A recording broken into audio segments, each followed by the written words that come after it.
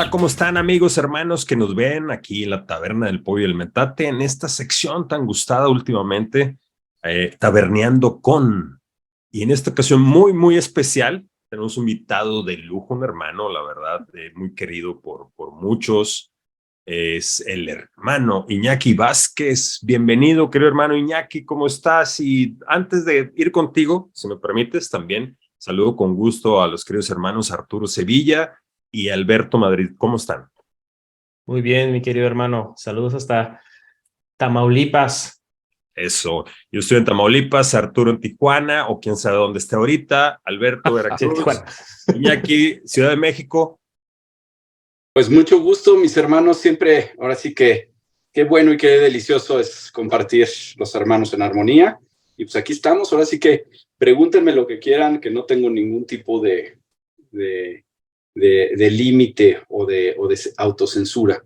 Perfecto, no, pues mira, primero vamos a pasar el disclaimer, que Arturo nos va a hacer el favor de comentarnos.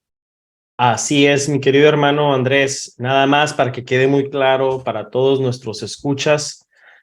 Y les recordamos otra vez que la opinión vertida en este programa, podcast, es la propia, no representa ningún cuerpo, gran logia, capítulo, lo que le quieran llamar de los cuerpos que pertenecen masónico o paramasónicamente hablando. Es 100% nuestra opinión y no hablamos por nadie, más que por nosotros mismos. Eso Así es su opinión personal de cada uno para que pues, nadie se vaya a sentir. Y antes de irnos con la sustancia con Iñaki, Alberto, por favor, preséntanos a nuestro invitado esta tarde, noche. Claro que sí, pues tenemos otro invitado de lujo, ya tenemos 3, hacemos la tercera, el tercer episodio de Taberneando con. Y bueno, el día de hoy tenemos a Iñaki Vázquez, que nació en la Ciudad de México el 30 de diciembre, es un músico, productor y tecladista de la banda mexicana de rock alternativo Fobia, con más de 30 años de trayectoria. Inició su carrera musical en 1987 con la banda LLT, que formó con Merlina Acevedo. En ese mismo año se forma Fobia. Y ahí hay algunos errores, mi hermano. Bueno, ahorita nos corregimos. En ese mismo año, según dice aquí, Fobia. 10 años de actividad. A partir de Fobia, sí. Ok. La banda se desintegra. En ese año forma con su hermana Aurora el proyecto Aurora y la Academia, y quien fue el productor de su disco debut, y desde 1999 es guitarrista del proyecto de pop rock mexicano Moderato. A partir del 2018, junto al bajista Cha de Fobia, también de Moderato, forma la banda de folk rock Gran Sur. Así es lo que tenemos en información. A menos de que haya algo que corregir, tú tienes la palabra. Unos detalles, sí tuvimos una banda, mi hermana y yo, con Merlina Acevedo, pero Merlina Acevedo tuvo una banda que se llama LLT, que prosiguió después de eso, pero yo no estuve en LLT, estuve en una banda previa a LLT. Pero realmente mi primera banda oficial en 1987 es Fobia. Yo tenía 18 años cumpliditos, estaba estudiando la Nacional de Música de la UNAM y Fobia para en el 98 y retoma en el 2005. Durante ese periodo es cuando se nos empiezan a ocurrir varias historias, varias ideas, a Chay y a mí. Se nos empezaba a ocurrir lo que más tarde sería Gran Sur, pero finalmente lo aterrizamos con Jay y con pues con Marcelo Lara y con Randy de Molotov. Aterrizamos Moderato en 2001, no en el 99 que decía. Y fuera de esto todo, ¿verdad? Lo de Aurora y la Academia lo fundamos en 1994-95, pero grabamos hasta el 96. Y ahora la Academia es una banda de puras chavas, encabezadas por Aurora, mi hermana, que ahorita es la directora de la Compañía Nacional de Teatro y se ha enfocado más en el teatro que en la música, pero hicimos 3 discos muy bonitos. Y bueno, pues ahora sí que aquí estoy con mis hermanos, yo vengo de la música, entonces sí, para mí ha sido un privilegio el poder tener esa como mirada hacia la masonería de parte desde el arte, y también un interés muy importante para mí, que también lo adquirí durante mis clases de etnomusicología en la Nacional de Música, fue la parte de la antropología. Entonces, para mí la masonería me interesaba sobre todo desde un punto de vista antropológico, y también, como todos los que buscamos todos los que buscamos, bueno, pues buscamos crecimiento personal, buscamos respuestas a las grandes preguntas del universo y bueno, la masonería ha sido un estupendo lugar para mí para poder desarrollar y trabajar, pues ahora sí que con las herramientas que he adquirido, lo que soy y lo que traigo, ¿no? Perfecto. ¿Cómo es tu acercamiento a la masonería? ¿Cómo conoces de la orden? ¿Cómo llegas a las pláticas, a todo este proceso preiniciatorio? ¿Cómo se da? Pues sí, mi querido hermano Jorge Pedro, que es un gran historiador, es cronista de la Ciudad de México, y yo platicábamos mucho sobre masonería y sobre el interés que teníamos de buscar ahí. Él fue y tocó la puerta literalmente en la Gran Logia Valle de México y pues directamente lo dirigieron hacia una de las logias que estaba abierta a recibir en ese momento aprendices. Se inició, le gustó mucho, pero cuando yo quise hablar de masonería con él, me dijo, mira, ahorita soy aprendiz, todavía no, ahora sí que yo solo sé que no sé nada, hay muchas cosas de las que ya no podemos platicar abiertamente hasta que te inicies, pero mi impresión es que la logia en la que yo estoy es un poquito tradicional, no se habla mucho de los temas, vamos lentos con los temas, es muy de leer la carta de la tenida anterior y la verdad me dijo, la verdad está un poquito aburrida, pero conocí una logia de gente joven, de chavos de 20 y tantos, 30 y tantos, digo, también hay adultos mayores como en toda la masonería, que pues, obviamente tienen grandes luces, gran sabiduría, pero sí es una logia bastante joven, se está iniciando ahí mucha gente y está creciendo y se llama Sociedad del Silencio 322. Esa es mi madre logia y bueno, finalmente empecé con entrevistas increíbles. La primera persona que me entrevistó fue el que en ese entonces era venerable maestro y que fue fundador de esa logia y fue además, era el segundo año de la logia, en realidad era el segundo año de la logia, era una logia muy joven y muy interesante y me sentí inmediatamente identificado. Billy, como lo conocemos nosotros, Wilhelm Neisser Giraud, que es su nombre completo, pero a Billy, bueno, muchísimos de ustedes que nos escuchan, lo conocerán en persona o por lo menos por las cosas que ha hecho. En su momento hizo crecer el Real Arco cuando estuvo ahí de sumo sacerdote. Desde luego fundamos juntos Widow Sons, que es el club de motociclistas internacional. Es una organización paramasónica enfocados a la caridad en apoyo a viudas y a huérfanos. Y está creciendo muchísimo. Fundamos el charter en México y abrimos toda Latinoamérica juntos. Él fue el responsable cuando fue su presidencia de genuinamente crecerlo. Fue el año pasado el gran potentado del Shrine de ANC, que es la organización más grande del Shrine en México. En fin, ¿qué les puedo decir? O sea, Billy ha sido un gran maestro literalmente para muchísimos. Y bueno, desde que me entrevistó, yo todavía quedé más fascinado y más claro con la idea de iniciarme. Fue maravillosa mi iniciación, la verdad la disfruté muchísimo, aprendí muchísimo. Inmediatamente congenié con todos mis hermanos de logia, en realidad ahí he tenido lazos fraternos de amistad personal que subsisten hasta el día de hoy, que eso además ocurrió creo que habrá sido 2008, sí, 2008 que me inicié. Entonces, bueno, y tuve un crecimiento bastante rápido, fui cumpliendo con los tiempos para poderme aumentar oportunamente y cuando pasé mi examen para poderme exaltar, fue una tenida regular el miércoles en la noche y en cuanto termina la tenida nos dicen a dos compañeros, nos dicen, ¿saben qué? No, éramos tres. ¿Saben qué? Hicieron un muy buen examen, no están autorizados para exaltarse y tenemos el espacio disponible para nosotros mañana. ¿Le entran? Entonces, sí, claro que sí. Entonces nos exaltamos el jueves.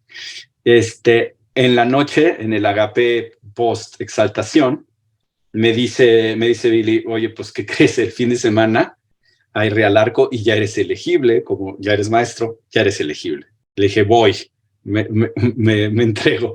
Y entonces el sábado, que es muy largo, los que tienen Real Arco saben que pues, sí, a veces que se dan 2 días, pero sí puede durar, o sea, 2 grados en la mañana y 2 grados en la tarde-noche, parando a comer. Es muy largo, pero lo disfruté inmensamente. Y pues ya cuando llegué a hablar de mis impresiones de mi exaltación el miércoles siguiente, después de haber pasado mi examen como compañero, o sea, llegué ya con Real Arco en una semana. Entonces era así como de, todos me dijeron, oye, Iñaki, como que se te quitó lo menso, ¿no?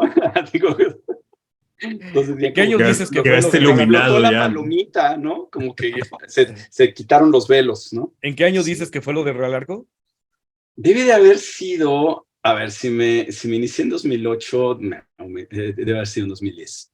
Porque te digo, me exalté, hice mi examen el miércoles, me exalté el jueves y el sábado recibí Real Arco. Entonces ya para el siguiente miércoles, bueno, ya era yo otra persona prácticamente.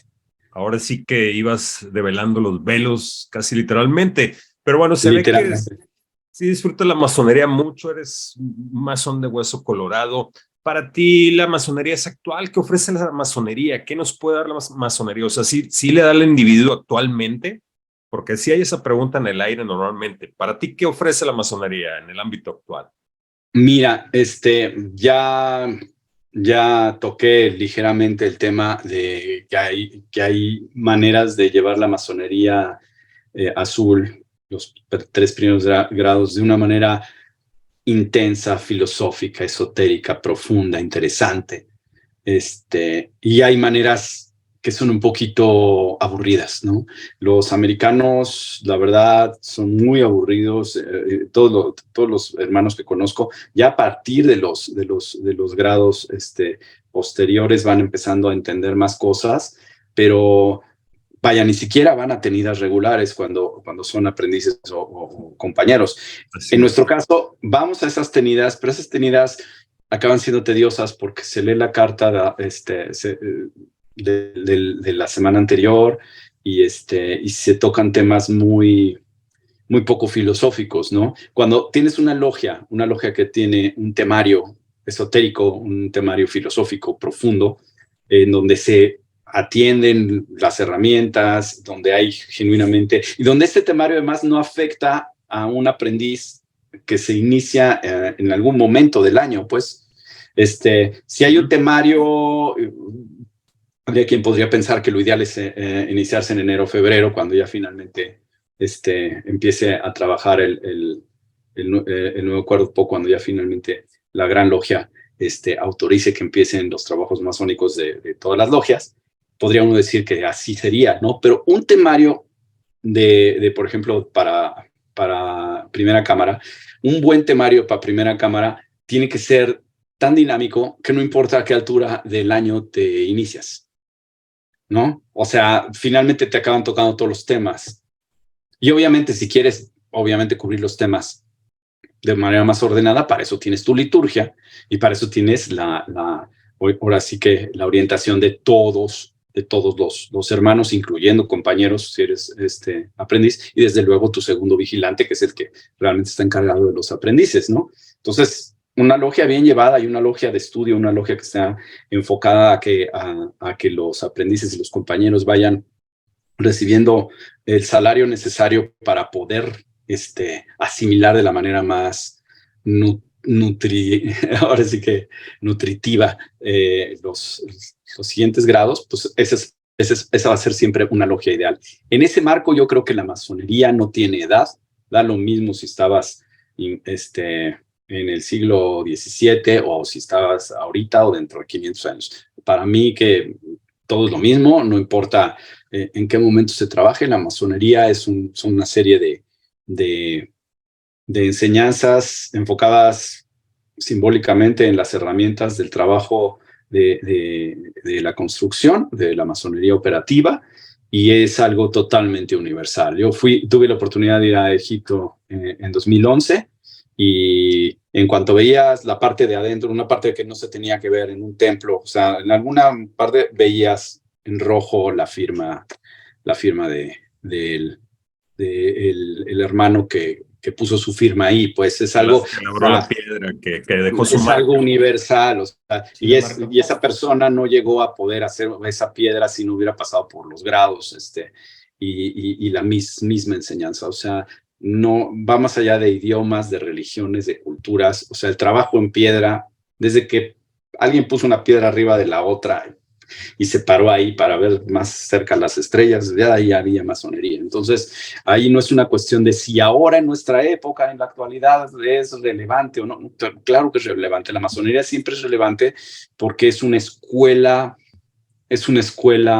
de misterio para adultos que no tienen ningún compromiso ideológico o una afiliación previa, ¿no? Por eso el tema, lo que se pide entre el requisito, nacidos libres. Si eres una persona que no estás libre en lo personal porque ya perteneces a otra cosa en lo cual también tomaste juramento, o sea, es una cuestión de compromiso. En el pasado se hacía para precisamente elegir a personas que ya no eran siervos, pues tenías que haber nacido libre, es decir, incluso si tus padres habían sido siervos o esclavos, ya tendrían que haber sido liberados para cuando tú naciste, para ser elegible.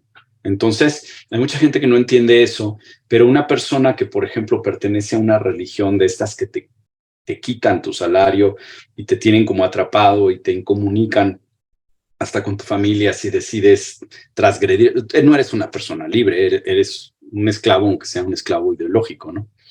Si estás en una corporación en la cual tienes deudas y tienes un contrato así súper leonino y esa corporación no ve con buenos ojos la masonería y te quieres iniciar, ¿qué te cuento?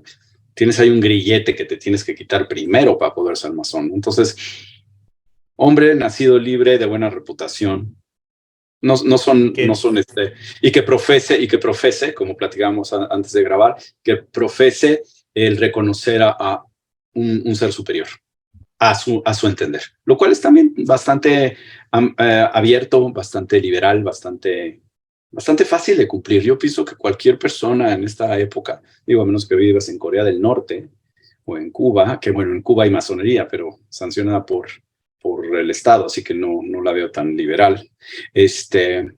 A menos de que estés en un régimen así, yo creo que puedes perfectamente vivir la masonería en cualquier lugar del mundo. Y querido hermano, Iñaki, muchas gracias. Yo te tengo dos preguntas, pero vamos por una, ¿no? Como músico, pues obviamente trabajando te toca ir de giras, te toca convivir con otros músicos. Supongo que también portas los signos masónicos.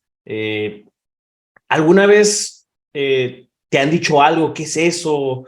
Que les interese, que digas, pues, y que les empieces a explicar y que de cierta manera, pues, atraigas tú mismo a otros músicos que ahora son hermanos, o simplemente ves que no hay un interés en la comunidad pues ahora sí que artística. Mira, por un lado me sorprendió mucho que hay un absoluto desinterés por prácticamente el 99.9 de los y las fans. O sea, les parece como chistoso, es como de, pues será en lo que él cree, ¿no? Habrá quien piensa que es una religión, como erróneamente mucha gente piensa, sí. ¿No? O un culto en el cual estamos ahí también atrapados y como si nos quisiéramos salir. Ya sabes, la típica pregunta del primo católico.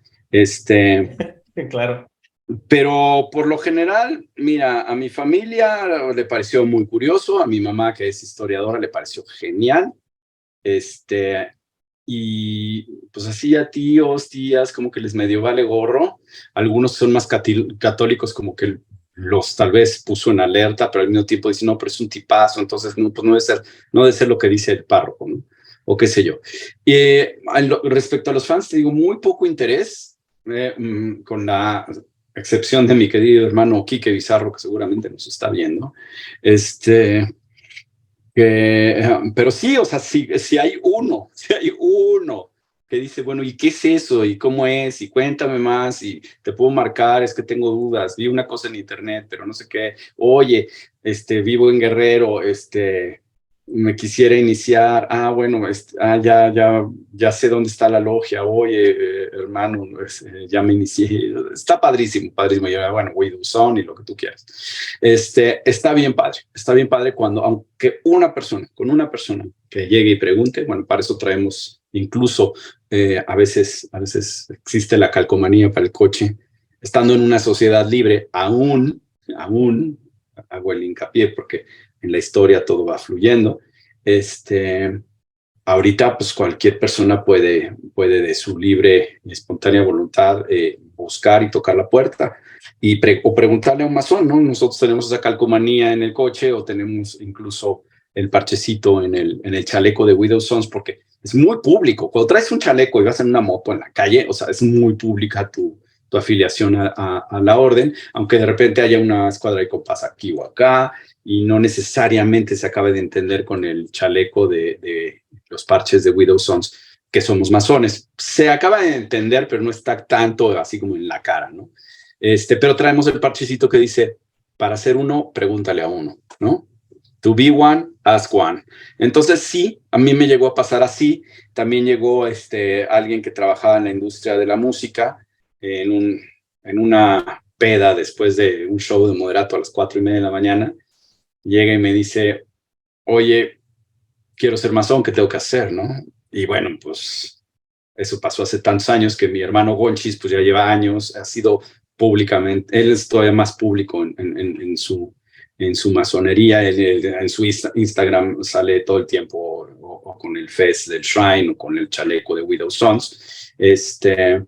Y mi querido hermano, que desgraciadamente ya pasó a ocupar su columna del otro lado, que es Charlie Montana, él se acercó a mí, también me preguntó, él estaba muy interesado, tuvimos largas conversaciones y finalmente se inició. Incluso él estuvo en mi madre logia social del Silencio 322, lo extrañamos muchísimo. A mí me hubiera encantado una veneratura del buen Charlie Montana porque era genial.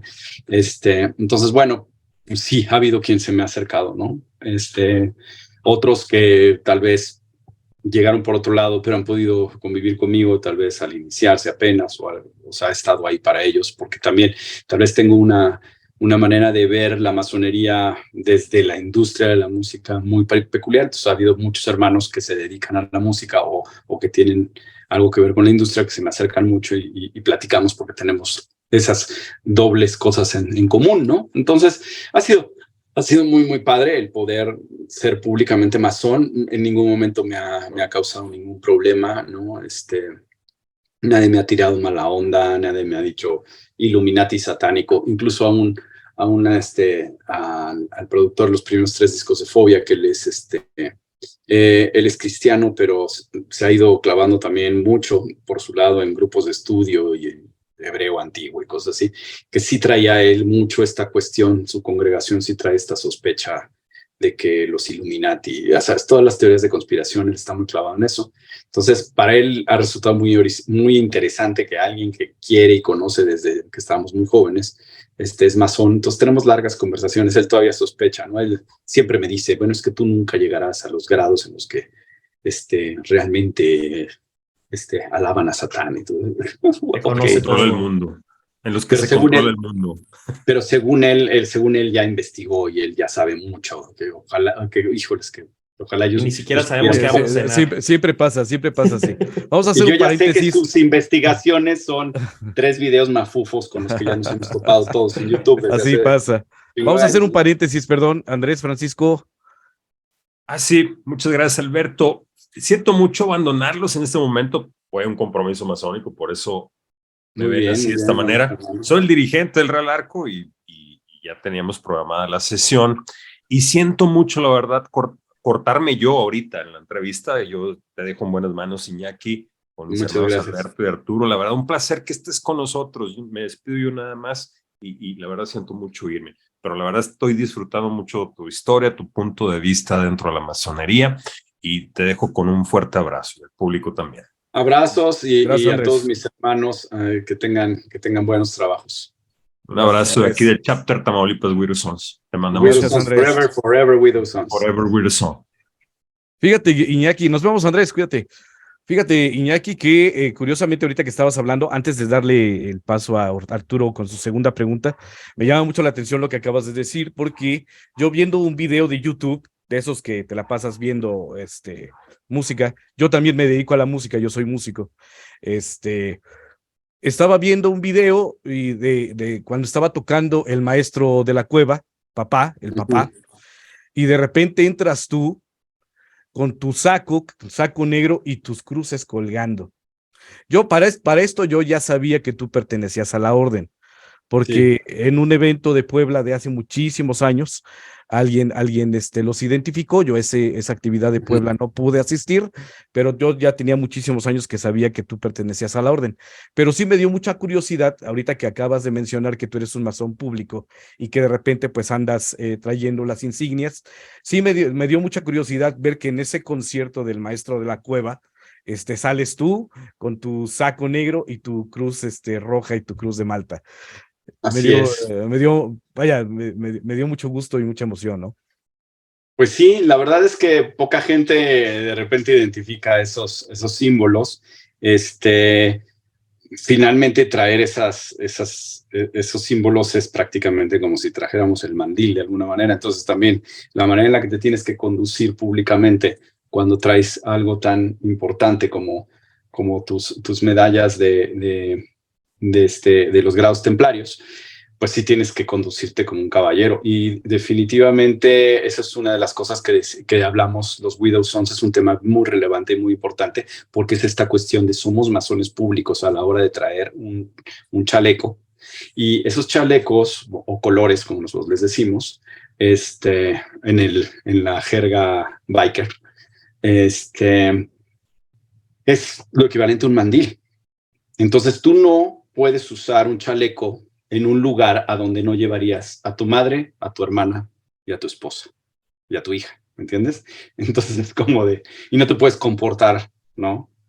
O sea, el típico biker que se le cierran y con toda razón se enoja y entonces ya se quiere pelear con él. No puedes. No puedes. Yo tengo hermanos que se han quitado el chaleco y ya van y se dan con todo, ¿me entiendes? Porque digo también, uno es como es. Pero sí, el chaleco es como estar públicamente de mandil, pues, ¿no? O sea, obviamente nadie sale con un mandil masónico a la calle, sería incluso, pues, hasta irrespetuoso con la logia, o las logias, o la masonería en sí, porque finalmente es algo que solamente se utiliza activamente en trabajos, ¿no? Entonces, bueno, Claro, sobre todo porque conlleva una responsabilidad, ¿no? pero el chaleco, porque es que nuestra logia son las calles, nuestra logia es la carretera. Para Widow Sons, nuestro trabajo masónico se hace en dos ruedas. Entonces, lo que nosotros tenemos que ser un buen ejemplo para la comunidad. Incluso si la gente tiene mala opinión sobre las motos en general, los motociclistas, ya sean repartidores, pisteros, otros bikers de otros clubes, señores millonarios en sus GS de 800,000 pesos, echando los cerrones ahí en el periférico a toda velocidad. O sea, bikers desde el más modesto hasta el más millonario, pues han generado como mala opinión en el público. Entonces, un Widow Son, cuando tú te topas un Widow Son en la calle o en la carretera, no lo vas a ver haciendo tarugadas, no lo vas a ver haciendo cosas irrespetuosas, ¿no? Al contrario, si pueden auxiliar en algún tema vial, ¿no? Y bueno, muchos de nuestros hermanos también pertenecen a corporaciones, ¿no? No solamente policíacas, sino también del ejército o directamente tenemos muchos que son bomberos y muchos que son paramédicos. Entonces, pues sí hay una responsabilidad importante, ¿no? Nosotros, además, somos los primeros en llegar también por volumen, porque somos un montón, a auxiliar a cualquier hermano que cae, y además tenemos la obligación, esa es una obligación que está tenemos un grado paramasónico que es interno a Widow Sons. Y ese grado te enseña que no puedes dejar, digo, esto no es ningún secreto, no puedes dejar tirado a un motociclista en apuros si puedes ayudarlo, ¿no? Entonces, hay veces que mi amor llegué tarde, ¿por qué? Porque se le ponchó la llanta a un Rappi, pero tú qué le gustas, por lo menos ver si está bien, ¿me entiendes? ¿Cómo? Ayudaste a un Rappi, por eso llegaste, sí, pero mis juramentos, ¿no? Es como, bueno, hay juramentos. Y explicar eso, ¿no? Sí. Y hermano, ¿y alguna historia? Me imagino que has ido de visita a otras logias. Sí. ¿Alguna vez no te ha tocado como que vas de visita a una logia y se te queden viendo así como que lo reconozco, y de repente estén todos fascinados como nomás, ya sé quién es, y tú como que, ya sé qué va a pasar ahorita, ¿no? No, porque fíjate que mi persona pública también, como, imagínate, desde los 18 años soy una persona pública. Hay gente reconociéndome por fobia, principalmente 36 años ya, moderato, pues también todo lo que va del siglo prácticamente y todas las demás cosas que he hecho. Entonces, yo soy una persona que de entrada usa el metro y el transporte público. Entonces, estas interacciones de que se me quedan viendo y piensan que tal vez soy, y si me sonríen, les sonrío, y si les sonrío, me saludan, y si me saludan, me reconocen, y si me reconocen, no solamente, no estoy ahí nada más para el autógrafo o la foto, estoy ahí para platicar, si tengo tiempo, si tienen tiempo. No, yo soy una persona que estoy accesible a toda la gente, no soy hiper famoso, justamente al no ser el cantante, pues tal vez no es tan frecuente este tipo de cosas, pero estoy feliz de tomarme el video y mandarle saludos a mis sobrinas y sobrinos cuando me topan los hermanos saliendo de logia o sobre todo últimamente que, bueno, con la pandemia y todo eso, he estado más en eventos de Widow Sons que otra cosa, la verdad, y ahora recientemente que también el año pasado entré al Shrine, pues también muchas cuñadas y muchos familiares de mis hermanos, pues me reconocen y dicen, qué padre, yo no sabía que estabas aquí, oye, me das un autógrafo, me mandas un saludo a mi primita, lo que quieran. O sea, qué maravilla que la gente reconozca tu trabajo. Cuando eres músico y eres músico público y tienes obra publicada, ¿no? Y tu obra gusta, o sea, tienes tu obra de escuadra, o sea, tus rolas chingonas. Qué padre que la gente interactúe contigo. Yo los considero mis clientes. Tú serías grosero con tu cliente si eres el arquitecto, tratarías mal al que le estás construyendo la casa, ¿no? O a unos proveedores o a un cliente potencial, ¿lo tratarías mal? Bueno, pues los músicos tratando mal a su público, no entiendo yo cómo es posible, ¿no? Y menos si no a los hermanos, tiempo, ¿no? Si no tienes tiempo, pues dices, perdón, ya me estoy subiendo a mi Uber, o perdón, voy al baño, qué sé yo, ¿no? Oye, mi hermano, con mucho gusto me tomo una foto, pero justo ahorita que me acabe el mole y me limpie las barbas, ¿no? Entonces, digo, hay un sentido común, ¿no? De cuándo abordar a la gente, pero definitivamente me encanta que mis hermanos me reconozcan y que me reconozcan como tal. Está padrísimo que digan, yo no me imaginé que alguien de fobia o que alguien de moderato fuera a ser hermano, qué increíble. Me encanta, me fascina, me parece fascinante y me tomo todo el tiempo que puedo para conversar con ellos, y además, por lo general, ya hice una nueva conexión. Soy una persona que da el teléfono, soy una persona que contesta los DMs en Instagram, soy una persona que, o sea, fuera de que le digo, mi hermano, te doy mi teléfono, escríbeme primero, porque como parte de mi día estoy grabando, pues no, lo traigo en mute la mayoría de las veces, ¿no? Y ya una vez que un hermano me da su número y ya lo guardo, siempre pongo si pertenece a la orden, no para darle ninguna prioridad a cualquier otra persona. Yo trato a todos, para mí todos están en el nivel, todos los seres humanos están en el nivel, ¿no? Pero, pues ya, los hermanos de repente dices, pues le voy a contestar, porque seguramente es algo que además me va a divertir, o me va a entretener, o me va a hacer una plática como la que estamos teniendo, ¿no? Que me voy a llevar buen salario, ¿no? No, hombre, bueno, y te agradecemos mucho que seas así, porque se nota, lo reflejas. Yo no tuve ningún problema al contactarme con contigo. Agradezco mucho eso, la apertura que tuviste. Y bueno, ahí se queda demostrado que todo lo que estás diciendo. Pero bueno, tú al ser una persona pública, al tener un trabajo que requiere viajes y que salgas del país, supongo que has tenido la oportunidad de visitar logias internacionales en otras Pues fíjate partes. que curiosamente no, me muero de ganas. He estado en Porque fíjate todos que los la países pregunta que te iba a México. hacer, era cómo tú ves a la masonería mexicana. A Mira, eso voy. desgraciadamente no he podido trabajar en el extranjero, pero he tenido invitados internacionales en casa, conversaciones maravillosas, particularmente una cena en mi casa en donde tuvimos a nuestro hermano Timothy Hogan, que es experto en alquimia y alquimia en relación a masonería. Es brutal, tiene sus libros también, si pueden encontrar algo, busquen Timothy Hogan, alquimia y masonería. Está en Amazon y en todos lados. He tenido también mucha interacción con hermanos de Widow Sons, pero en el marco de Widow Sons, más como estamos en las motos o estamos en el clubhouse, ¿no? En donde veo también cómo es la vida biker y cómo es, por ejemplo, la posición importantísima de la old lady, ¿no? Y de repente dices, wow, o sea, este es otro nivel de fraternidad, ¿no? De repente cuando toda la familia está enfocada en apapacharte, en que no te falte nada, en que estés cómodo, en que comas rico. Vaya, fuera de la gasolina y los tragos que los pagas tú, la comida, el hospedaje y hasta la moto que te dan, o sea, dices, no es posible que me estén tratando así, ¿no? Te dan cama, comida y todo. Llegas al bar, tú tienes que pagar tus propios tragos y esperan que pagues mucho porque lo de los tragos es para el saco. Entonces es por eso, ¿no?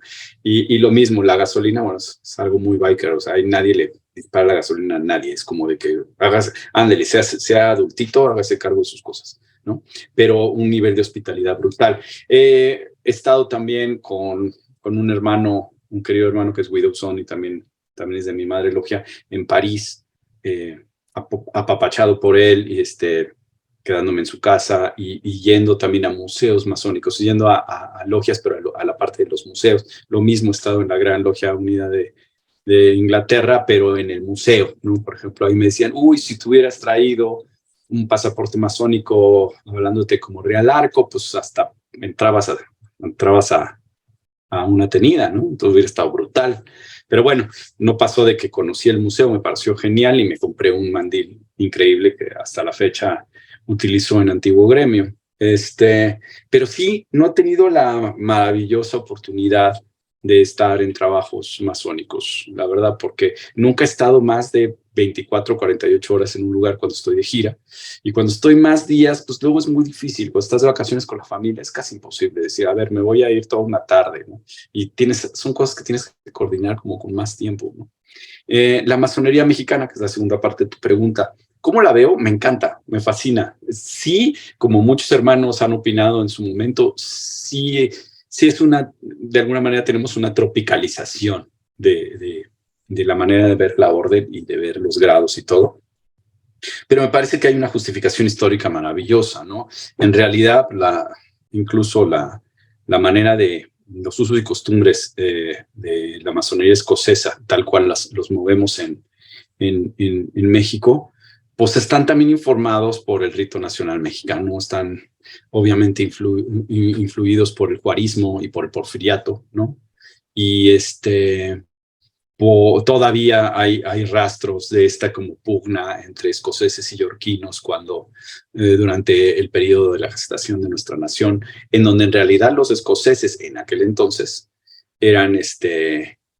estaban del lado de los reyes de España, o sea, de volver a reubicar al rey de aquel entonces que había quedado, lo había quitado Napoleón III. Entonces era muy interesante. Pero por otro lado, los americanos, especialmente al frente de ellos, Poinsett, aquel famoso embajador americano en México, pues tenían la idea de que nosotros genuinamente nos convirtiéramos en una democracia liberal y que nos volviéramos también en una república con estados autónomos, que es lo que finalmente acabamos copiándoles el modelo a ellos. Entonces Poinsett y su presión funcionó, y él estaba más en contacto con los yorquinos, ¿no? Entonces están todos estos elementos históricos que son muy interesantes, y finalmente pienso que todo eso le ha dado un sabor a la masonería mexicana, no solamente al rito nacional mexicano y a la masonería escocesa como se lleva en Valle de México y en otros orientes, sino que también había un interés en México también, por ejemplo en el puerto de Veracruz, en el Golfo, como había mucha influencia, había muchas familias españolas que constantemente emigraban, ¿no? Luego la gente que no conoce historia se imagina que llegó Hernán Cortés con unos españoles y esos son los españoles que hay aquí. No, no nada que ver. O sea, el flujo de migración, incluida la República Española y hasta la fecha muchísima migración de españoles a México, muchas veces su primer contacto, sobre todo por la cuestión geográfica, era quedarse en las ciudades del Golfo. Tengo una buena anécdota. ¿Quién de ustedes dos es el que es veracruzano y está en Veracruz? Bueno, te voy a encargar un favor personal, mi hermano. Resulta que mi chosno fundó Fraternidad 1 en el puerto de Veracruz en 1852. La primera logia. Así es. Veracruzana del rito escocés. Y aún activa. Aún activa.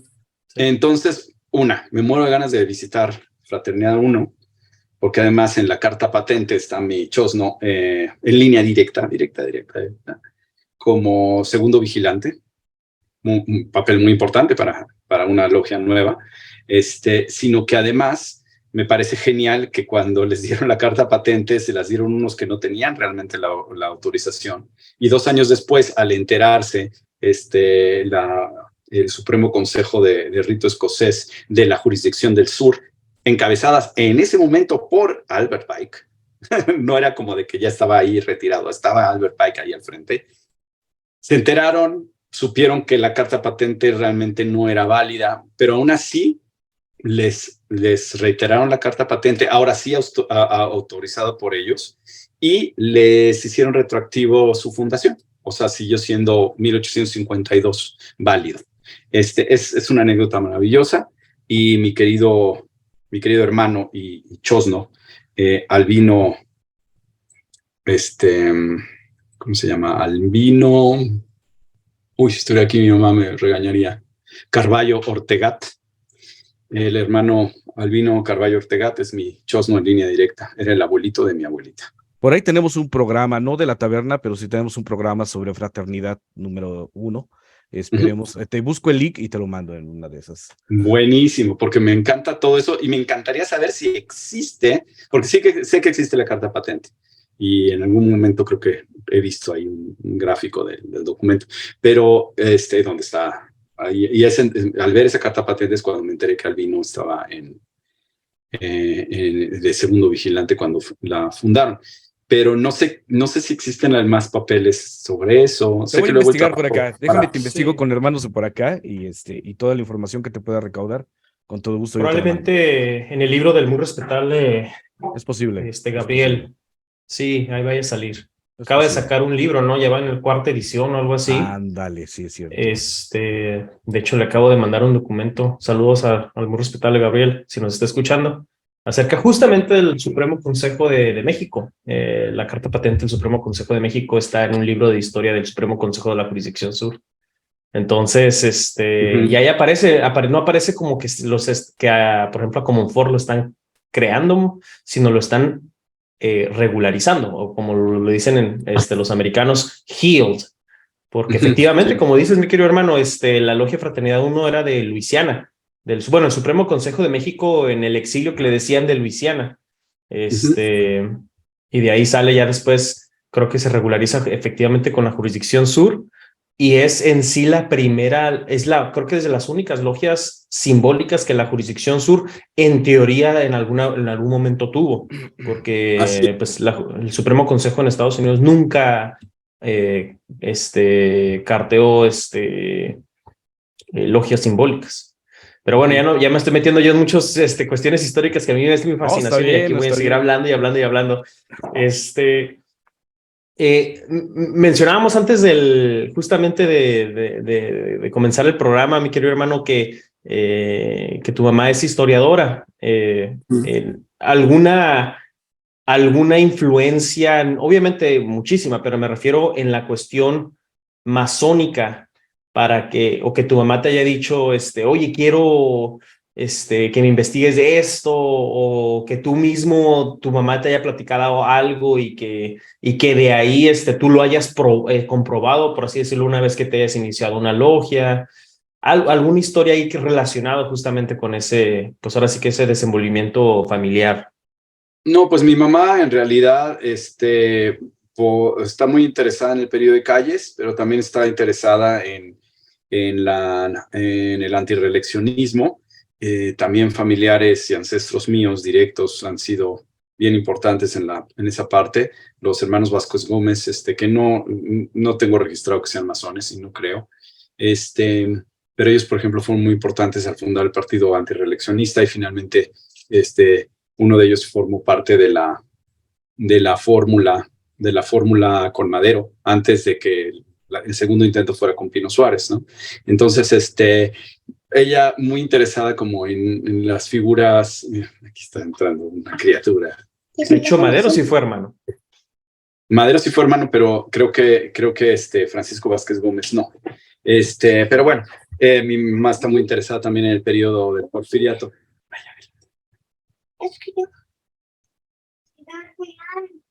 Sí, mi amor, pero yo estoy en una entrevista. No sé dónde está ese teléfono. Háblenle a mamá. Con el teléfono de Hilda, háblenle a mamá. Ándale. Bueno, la importante labor de ser padre, y estas son las horas. Primero lo primero. En las horas en las que ya se bañó, ya quiere jugar un poquito videojuegos, ese tipo de cosas. Pero bueno, el caso es que mi mamá está fascinada con que yo sea masón. El hecho de que también su abuelo, un abuelo que no conoció ella, que murió muy joven, también el papá de mi abuelita, y a mi abuelita estaría feliz de que fuera yo masón. A pesar de ser muy católica, ella sabía que su papá era masón y sabía que no tenía nada que litúrgicamente o espiritualmente tuviera un problema con la parte de la religión, ¿no? Entonces mi abuela estaría fascinada con que yo fuera masón, pero ella murió antes de que yo me iniciara. Pero su papá era masón, ella se acordaba, tenía recuerdos de la infancia de su papá yendo a logia y de que se ponía el mandil, ¿no? Obviamente perdimos toda la regalia y la parafernalia de mi querido hermano Sebastián Andaluz. Sebastián Andaluz llegó a Veracruz precisamente, procedente de España, pero él estuvo en la Universidad de Oxford. Es muy probable que se haya iniciado en Inglaterra, en Oxford, o lo hayan iniciado ya en el campamento petrolero en el donde trabajaba. Él llegó a trabajar directamente a la compañía de petróleo El Águila y llegó directamente a vivir en un campamento de casitas de madera en Álamo, Veracruz. Y ahí es en donde nació mi abuelita. Y ya de ahí se movieron al puerto. Y ya finalmente, estando muy chiquita, mi abuelita y sus hermanitas, que eran más chiquitas, a mi abuelo le dio un problema, le dio una infección, y a mi otra, a mi bisabuela también, y total quedaron huérfanos ellas de 13, 8 y 5 años creo que tenían. Entonces realmente perdimos el rastro. Finalmente supimos que lo auxiliaron los hermanos acá en Ciudad de México, pero ya finalmente lo tuvieron que llevar al manicomio y desgraciadamente Sebastián murió a los 37 años de edad en La Castañeda, en México. Entonces, bueno, fascinante historia y todo, y yo pues escuchando las historias de los masones en mis ancestros. Entonces, bueno, también siempre me interesó, y mi mamá estaba súper interesada en eso. Entonces, sí, mi mamá fue una influencia en ese sentido, diciendo, mira, tu chosno y tu bisabuelo, ¿no? Excelente. Iñaki, ¿has tenido la oportunidad estaba escuchando hace un momento, que has tenido la oportunidad de trabajar tanto en logias pertenecientes a ritos cosas antiguo y aceptado, y también a logias que trabajan en el antiguo gremio? Así es. Ya hablabas hace un momento también de esta cuestión histórica de los los yorquinos contra los escoceses, cosa que se sigue repitiendo a pesar de la ignorancia histórica con la que cuentan la mayoría de los masones mexicanos, se siguen peleando, ¿no? El que está en el rito escocés no puede ser de York, y el que está en York no puede ser el rito escocés. ¿Tú qué opinas de la multirritualidad? Pues yo pienso que si hay una persona que rompió totalmente con eso en nuestro país, es Billy. Wilhelm Neisser Giraud. O sea, Billy tiene una necesidad imperiosa de conocer la masonería, de tener todos los grados, de conocer todos los sistemas paramasónicos existentes, posibles, habidos y por haber, de visitar todos los lugares del mundo. Ahora con lo de Widowson se le dio la oportunidad más fácil, ¿no? Porque además, pues ahora sí que recorrer esa geografía literalmente, las carreteras, y conocer a la gente. Él fue el que me dijo, así el día de mi exaltación, me dijo, oye, está el Real Arco el sábado, ¿no? Entonces, como les contaba hace rato. Entonces, a mí me parece genial haber podido yo. Eso lo platicamos antes o después de empezar a grabar, no me acuerdo. Fue antes de empezar a grabar. Antes de empezar a grabar, sí. Pues entonces les cuento rápidamente la anécdota. Yo fui el miércoles, ya tenía un año de ser compañero, a hacer mi examen oral para ser exaltado. Y como buen compañero, pues obviamente te ponen una bailada tremenda, ¿no? Te hacen tropezarte y caer en errores y así. Pero aún así, la verdad es que nos fue bien a mí y a un par de hermanos más, y nos anunciaron ya terminando la tenida que habíamos pasado el examen, y que había una muy buena noticia, que esperaban que tuviéramos tiempo, pero que podíamos ser exaltados al día siguiente. En jueves. Digo, yo en aquel entonces no sabía que por lo general estaba más disponible la cámara de medio de jueves. Entonces, pues nos exaltaron, y en el agape posterior a la exaltación el jueves, me dice Billy, a mí y a los demás recién exaltados, que si queríamos los grados de Real Arco, eran este sábado, se conferían, y que se conferían 1 o 2 veces al año, que deberíamos de aprovechar. Y bueno, fuimos, recibimos los 4 grados de Real Arco, salimos felices, salimos con un conocimiento maravilloso en tan pocas semanas. Entonces, pues ya, recibimos el Real Arco, y cuando llegamos el miércoles siguiente, que teníamos la tarea de presentar en tercera cámara las impresiones de nuestra exaltación, pues la verdad es que ya veníamos como con la palomita explotada, ¿no? Entonces, bueno, yo me hubiera encantado poder seguir por una cuestión de disciplina, tal vez primero todo el rito escocés, ¿no? Y lo tengo pendiente porque recibí el 414 de una manera muy desordenada en Puebla. No se pudo realmente realizar la ceremonia en sí, y nada más tomamos juramento. Entonces yo, mira, la verdad es que no considero haber recibido el 414. Yo voy a empezar de ceros, voy a volver a hacer mi 414, y de ahí me sigo. No tengo prisa. Espero este año poder retomar ese proyecto, pero se dieron las circunstancias para poder hacer todo el sistema York relativamente rápido. Recibí el Real Arco como al mes y medio. Se confirieron los crípticos, me encantaron, me parecen fascinantes. Soy orgulloso miembro de Gebal, que es un grupo maravilloso de crípticos acá en la Ciudad de México. Posteriormente, antes de que acabara ese año calendario, se confirieron los templarios. Además nos prestaron el pentatlón, la capilla del pentatlón, que está enfrente de Valle de México, que es muy bonita.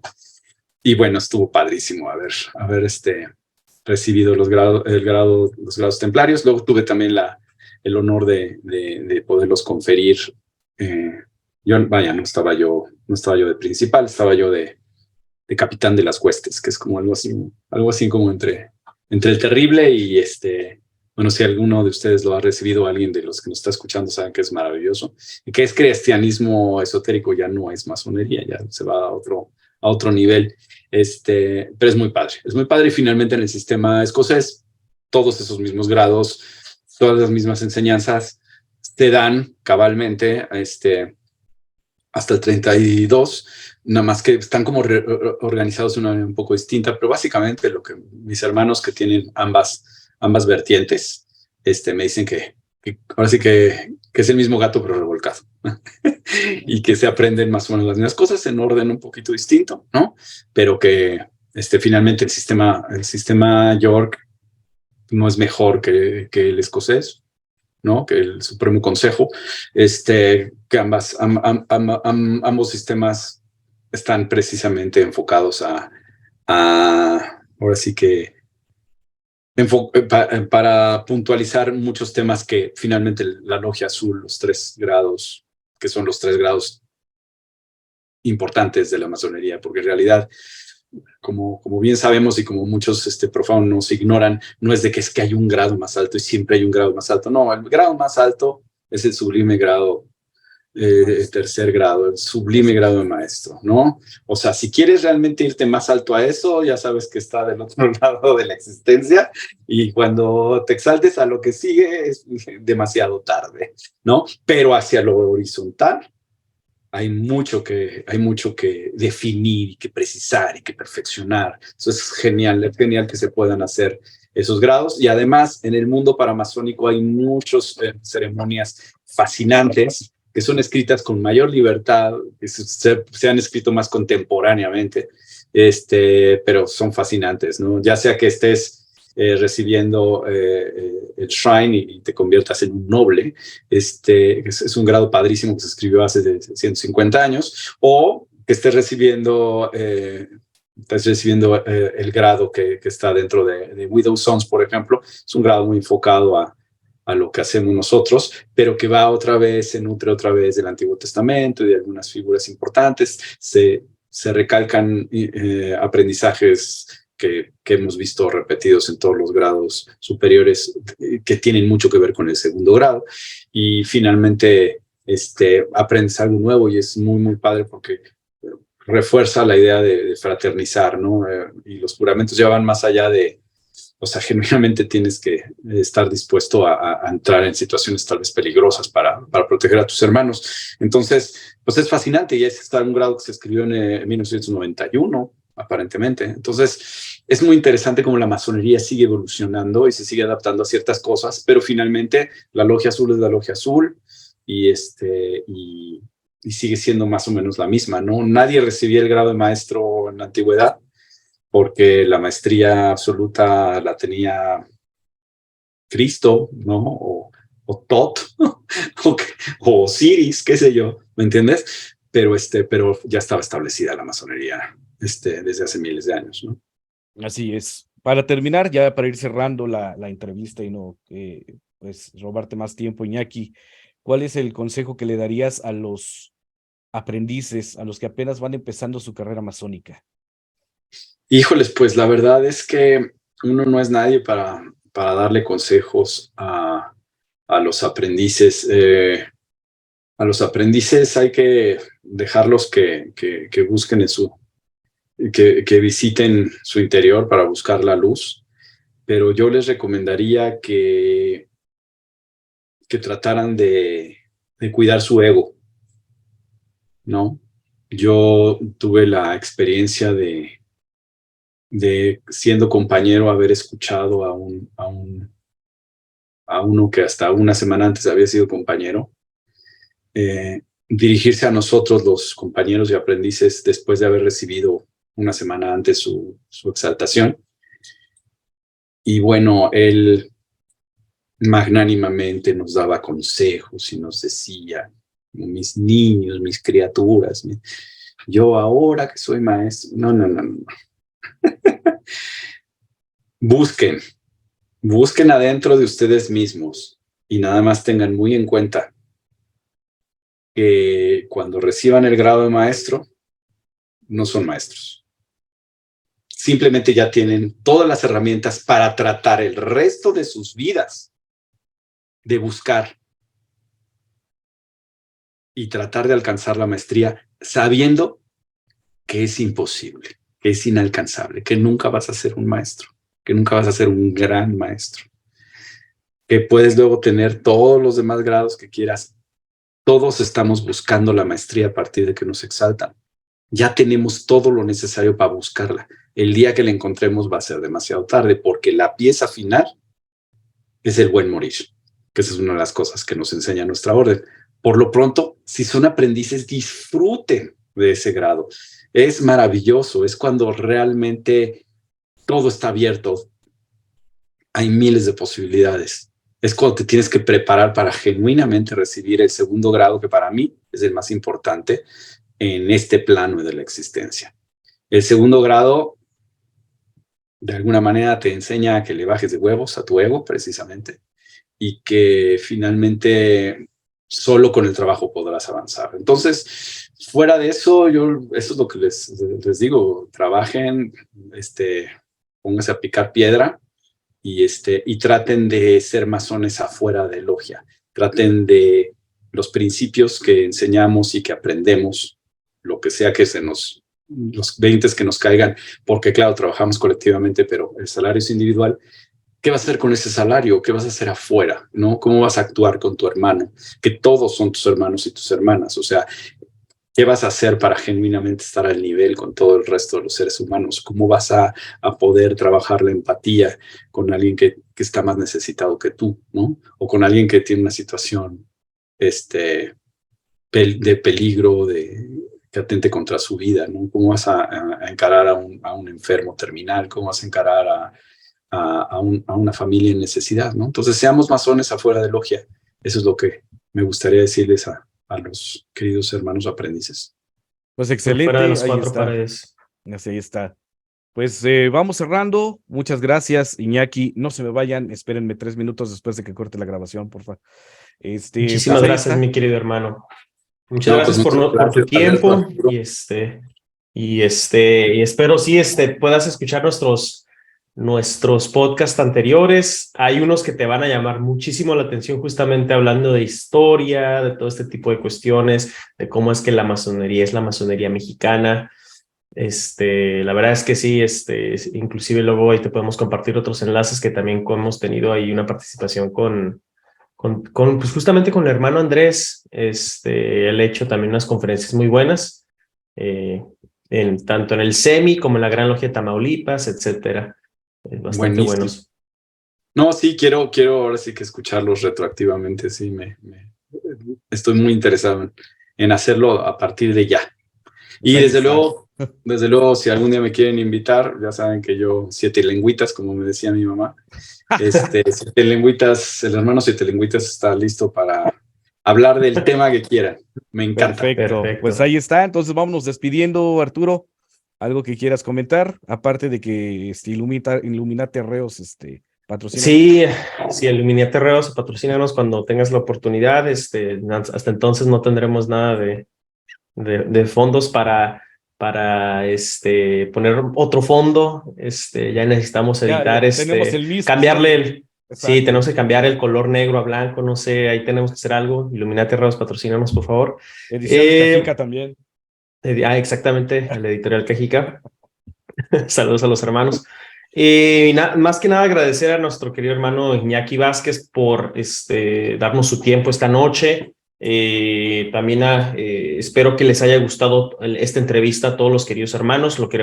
Quisimos hacer la entrevista más que nada desde un punto de vista masónico, hacia un masón público, y que además pues ahora sí que es muy conocido, ¿no? Por su trayectoria musical.